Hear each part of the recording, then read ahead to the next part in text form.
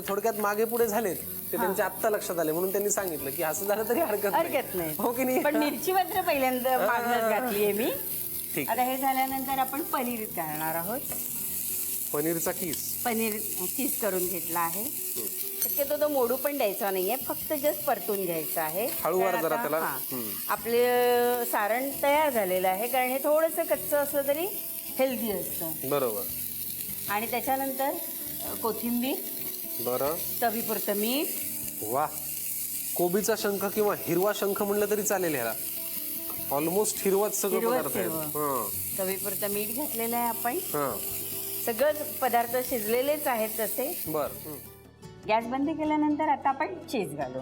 बर, गॅस चालू असताना घातलं तर ते मेल्ट होईल. लवकर मेल्ट होतं. आता हे वाफेवरती मेल्ट होणारच आहे. बरोबर. आणि डाळिंबाचे दाणे. अरे वा, लवंग आपण घेतल्या त्याचा वापर अजून केला करायचा आहे. पुढे करायचं. पुरे इतके डाळिंबाचे दाणे. हो, पुरे.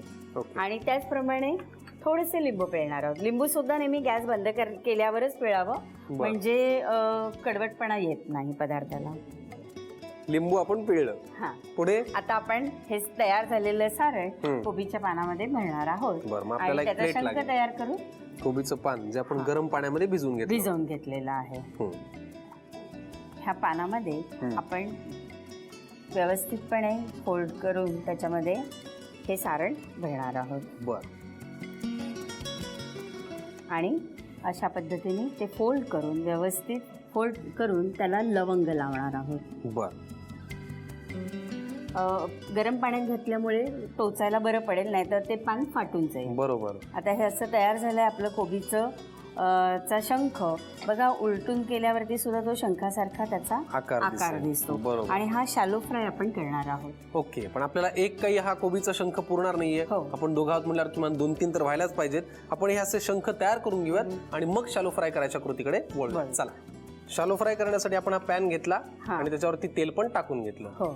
आता आपण हे कोबीचे शंख जस्ट फ्राय करणार आहोत, कारण आतलं सारण शिजलेलं आहे. कोबीचं पानही गरम झालेलं आहे, त्यामुळे आपल्याला हे जर असं शॅलो फ्राय करून घ्यायचं. दोन्ही बाजूनी करून घ्यायचं. ठीक आहे. चला, आपण आता हे शॅलो फ्राय करून घेऊयात. मग डिश मध्ये काढून त्याला छान सजवूयात.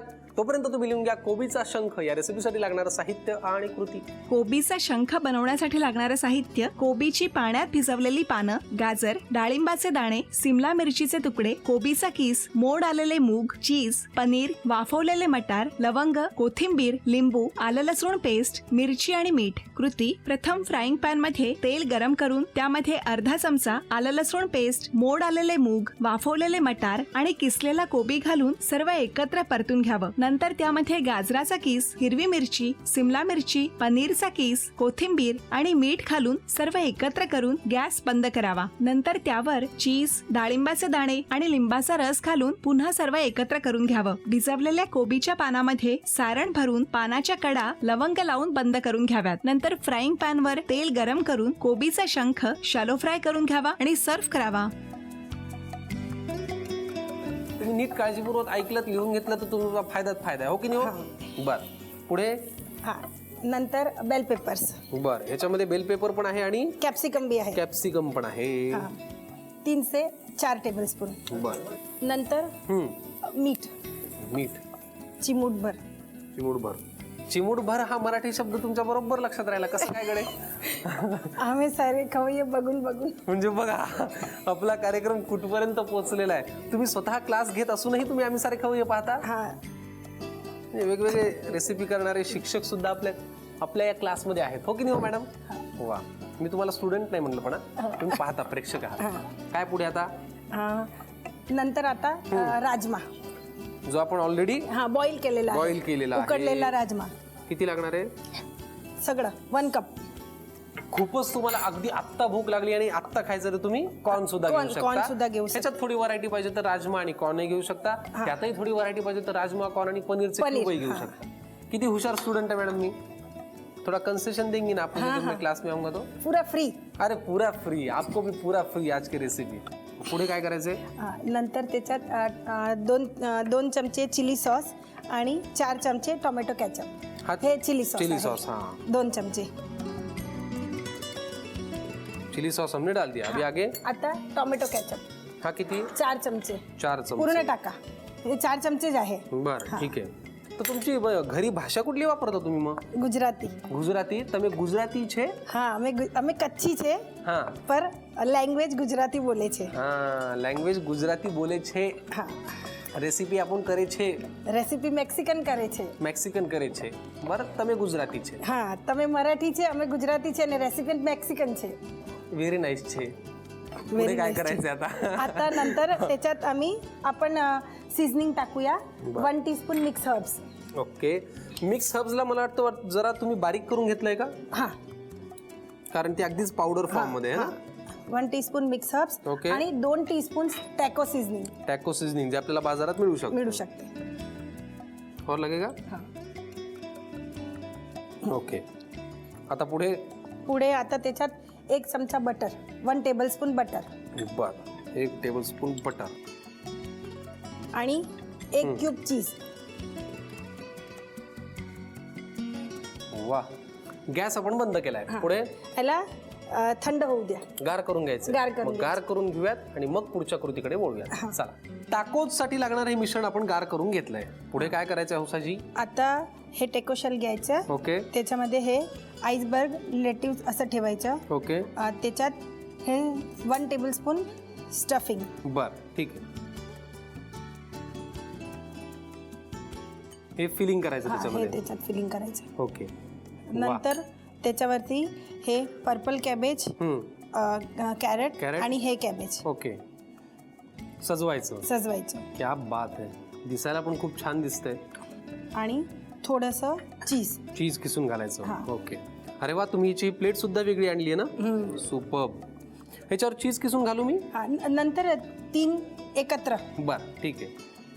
म्हणजे थोडक्यात त्यांचं म्हणणं गडबड करू नका, 3 एकत्र करायचे. हो की नाही हो हौसाजी? शांतीने. वा वा वा. तुमच्या मुलांना तर मग काय रोज चंगळ असेल नवीन पदार्थ? आता ते लोकांना खाली खिचडीच पाहिजे. का बरं? हे सगळं नाही पाहिजे. रोज खाऊन थकले, कंटाळा आला. बर, ठीक आहे. 2 नंबर टाकोज आपण ऍडजस्ट केलेला आहे. दिसायला फार भारी दिसतंय. वा, क्या बात है. अशा प्रकारे टाकोज ही रेसिपी आम्ही तयार सुद्धा करून घेतली आणि सजवून सुद्धा घेतली. आता थोडा चीज त्याच्यावर आपण खिसून.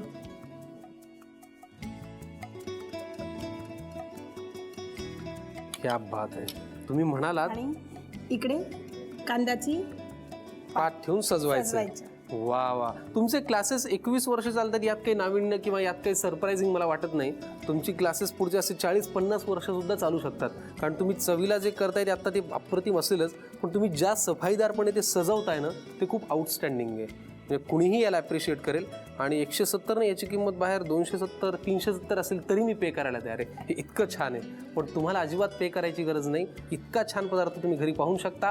पटकन लिहून घ्या साहित्य आणि कृती. मेक्सिकन टॅकोजसाठी लागणारे साहित्य: उकडलेला राजमा, टॅको रोल्स, सॅलडची पानं, चिली सॉस, गाजर, लाल कोबी, पातीचा कांदा, चीज, रंगीत सिमला मिरची, butter, mix herbs, tomato sauce, taco seasoning, लसूण आणि मीठ. कृती: प्रथम फ्राईंग पॅन मध्ये तेल गरम करून त्यामध्ये लसूण, 4 टेबलस्पून कांद्याची पात, रंगीत सिमला मिरची, मीठ, उकडलेला राजमा, 2 चमचे chilli sauce, tomato sauce, 1 tablespoon mix herbs, 2 tablespoon taco seasoning, 1 चमचा बटर आणि 1 क्यूब चीज घालून सर्व एकत्र करून त्याचं सारण तयार करून घ्यावं. नंतर टॅकोज घेऊन त्यामध्ये सॅलडचं पान घालून त्यामध्ये तयार सारण भरून त्यावर लाल कोबी, गाजर आणि चीज घालून मेक्सिकन टॅकोज सर्व्ह करावेत.